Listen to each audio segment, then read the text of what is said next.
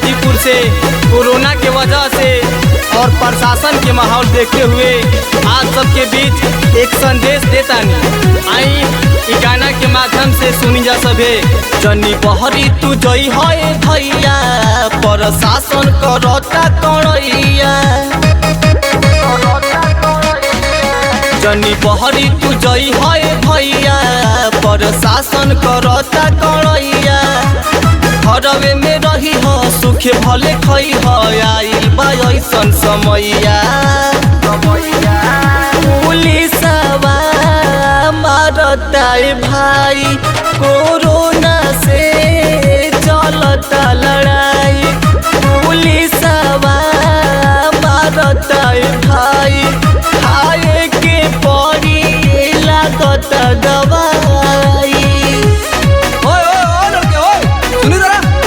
मुझे पता नहीं कि कोरोना की वजह से पूरा बाजार बंद है, कहाँ घूम रहा है?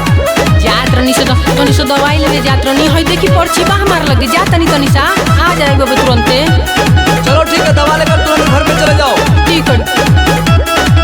जब से भई लॉकडाउन हो दिन भर मारे राउंड हो, दिन भर मारे राउंड हो। जब से भई लॉकडाउन हो दिन भर मारे राउंड हो। होके गली चाहे चौराहा हो, गाँव होके चाहे टाउन हो। जैब भेटाई सुनय भाई लागत मारी के मुआई। पुलिसवा मारता भाई कोरोना से चलता लड़ाई। पुलिसवा मारता भाई खाए के पड़ी लागत दवाई।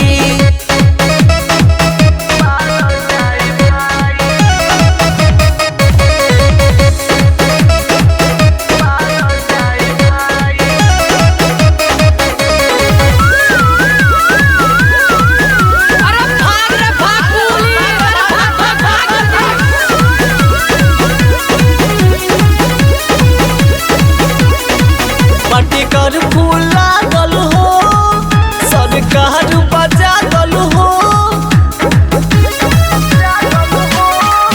पटिकर फूल लागल हो सरकार बजा गल हो। पटिए में तोहर भलाई हो ना तो जन सुनो जाई हो। काट दी चलन कोनो मिली न पलन पाकिट में न बाल को पाई। पुलिसवा मारता भाई को